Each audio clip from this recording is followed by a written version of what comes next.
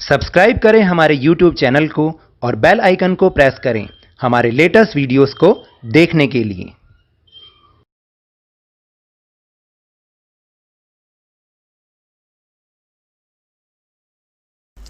Hello and welcome to Lovneesh sir की class. आज की ये शिक्षा निदेशालय राष्ट्रीय राजधानी क्षेत्र दिल्ली की वर्कशीट नंबर 12 जो कि कक्षा 8वीं के विद्यार्थियों के लिए है। यह ली गई है सामाजिक विज्ञान के इतिहास विषय से, जिसकी पाठ्य पुस्तक का नाम है हमारे अतीत। और इसमें हम जिस पाठ को समझ रहे हैं ना, वह है व्यापार से साम्राज्य तक। और आज हम इसमें समझेंगे व्यापार से युद्धों तक, यानी किस तरह से ये ईस्ट इंडिया कंपनी भारत में व्यापार करने के लिए आई। जैसा कि पिछली वर्कशीट में हमने समझा भी था कि उसने इंग्लैंड की महारानी एलिजाबेथ से एक चार्टर ले लिया था और एक एकाधिकार प्राप्त कर लिया कि वो पूर्व के देशों से वही कंपनी व्यापार करेगी इंग्लैंड की। लेकिन जब तक वो आए, यहाँ पर पुर्तगालियों ने अपना प्रभाव जमा लिया था। फिर उन्हें न केवल पुर्तगालियों से बल्कि बहुत सारी अन्य यूरोपीय ताकतों से भी प्रतिस्पर्धा करनी पड़ी।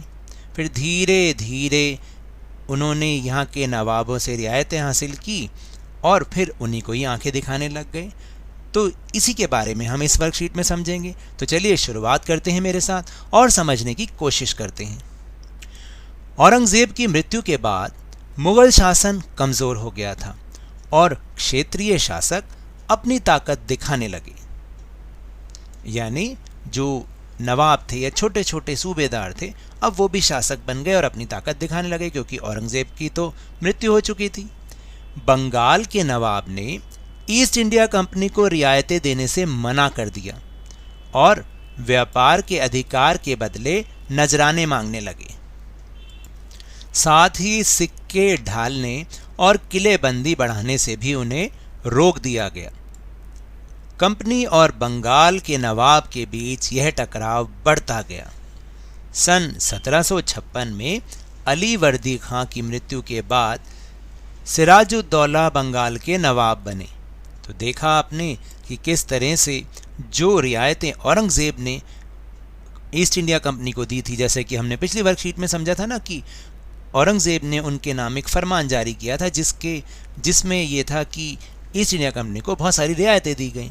लेकिन अब इन नवाबों ने, जो बंगाल के नवाब थे, उन्होंने ये रियायतें देने से मना कर दिया और अब वो व्यापार के बदले उनसे नजराने मांगने लग गए, यानी कुछ इनाम मांगने लग गए। इसके बदले में कुछ चाहिए था उन्हें।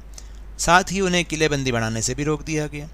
तो यही कारण था कि कंपनी और बंगाल के नवाब के बीच टकराव बढ़ता चला गया और इसी बीच 1756 में अली वर्दी खां की मृत्यु के बाद सिराजुद्दौला बंगाल के नवाब बन गए।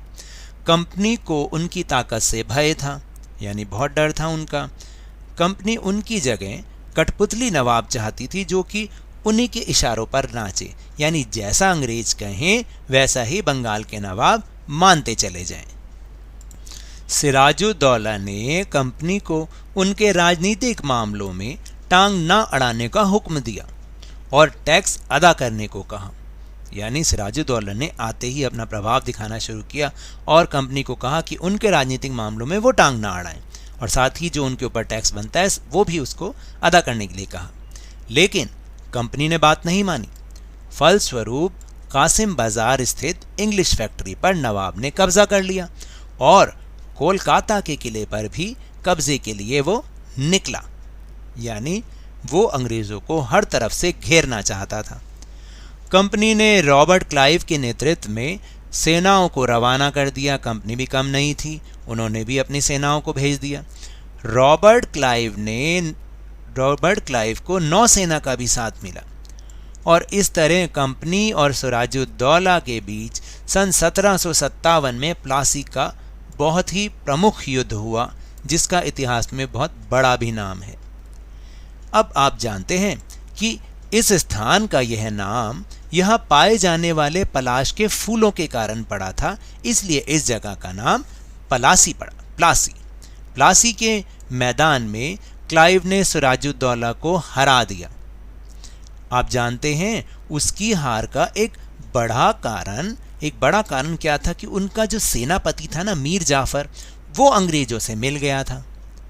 अब इसी कारण से सिराजुद्दौला मार दिया गया और मीर जाफर को उसके बाद कंपनी ने नवाब बना दिया। फिर इसके बाद कुछ समय के बाद कंपनी ने मीर जाफर को भी हटाकर उसकी जगह मीर कासिम को नवाब बना दिया, लेकिन जल्दी ही कंपनी उससे भी असंतुष्ट हो गई और 1764 में बक्सर का युद्ध हुआ। अंग्रेज़ों ने युद्ध के बाद पुनः मीर जाफर को नवाब बनाया, लेकिन उसकी मृत्यु के बाद 1765 में मुग़ल बादशाह ने कंपनी को ही बंगाल की दीवानी यानी भू राजस्व वसूल करने का अधिकार ही दे दिया। अब ये दीवानी या भू राजस्व क्या होता है? भू राजस्व होता है जो ज़मीन के बदले टैक्स लिया जाता है। यानी अब जो नवाब था उसने इन सब पचड़ों से अपने आप को छुड़ाया और कंपनी को ही कह दिया कि आप ही जाकर ये सारा राजस्व, ये जो टैक्स है, ये वसूलने का अधिकार बंगाल की दीवानी का कंपनी को दे दिया। अब इस तरह कंपनी खुद ही नवाब बन बैठी, क्योंकि अब तो नवाब की कोई ज़रूरत ही नहीं थी। तो आज का ये जो वर्कशीट में हमने ये टॉपिक समझा, इसी के ऊपर कुछ बहुत आसान से प्रश्न हैं। चलिए अब उनको करने की हम कोशिश करते हैं। तो पहला प्रश्न है कि प्लासी का नाम किस तरह पड़ा? इसका उत्तर तो बहुत ही आसान है। प्लासी का यह नाम यहाँ पाए जाने वाले पलाश के फूलों के कारण पड़ा। फिर जो दूसरा प्रश्न है ना, वो बहुत इम्पॉर्टेंट भी है। बंगाल के नवाबों की और ईस्ट इंडिया कंपनी के बीच किन किन बातों पर विवाद था, या इसको हम ऐसे भी कह सकते हैं कि प्लासी के युद्ध के क्या कारण थे। तो देखिए, कई बच्चे शिकायत करते हैं कि सर ये वाला क्वेश्चन का आंसर आपने बहुत बड़ा लिखा है। बेटा, आपको हिस्ट्री में इतने ही बड़े आंसर्स लिखने पड़ते हैं, क्योंकि कई चीज़ ऐसी होती हैं उन्हें समझाना ज़रूरी होता है, इसलिए इसको थोड़ा बड़ा लिखा जाता है। तो चलिए अब इसका आंसर जानते हैं। तो इसका उत्तर है कि बंगाल के नवाब और ईस्ट इंडिया कंपनी के बीच निम्नलिखित बातों पर विवाद थे। वो विवाद थे, ईस्ट इंडिया कंपनी को जो भी विशेष अधिकार बंगाल के नवाबों ने दे रखा था, बंगाल के नवाबों ने दे रखे थे, उनकी शर्तों को भी वे नहीं मानते थे तथा मनमाने ढंग से उनका अर्थ निकालते रहते थे। प्रायः वे और नई नई सुविधाओं एवं विशेष अधिकारों की मांग करते रहते थे। फिर दूसरा कारण था कि ईस्ट इंडिया कंपनी के अधिकारीगण जो निजी व्यापार करते थे, उनसे तो आशा की जाती थी कि वे कर का भुगतान करें, लेकिन उन्होंने भी ऐसा करने से मना कर दिया, जिसके परिणाम स्वरूप बंगाल के लिए राजस्व का भारी नुकसान हुआ। फिर तीसरा प्रश्न है कि सिराजुद्दौला की हार का मुख्य कारण क्या था? तो इसका उत्तर है कि सिराजुद्दौला की हार का एक बड़ा कारण उनका सेनापति मीर जाफर, जो कि अंग्रेज़ों से मिल गया था, उसी के कारण सिराजुद्दौला की हार हुई और उसे मार दिया गया तथा मीर जाफर को नवाब बना दिया गया। और इसके बाद चौथा और अंतिम प्रश्न है कि दीवानी से आप क्या समझते हैं? तो दीवानी का अर्थ होता है भू राजस्व वसूल करने का अधिकार।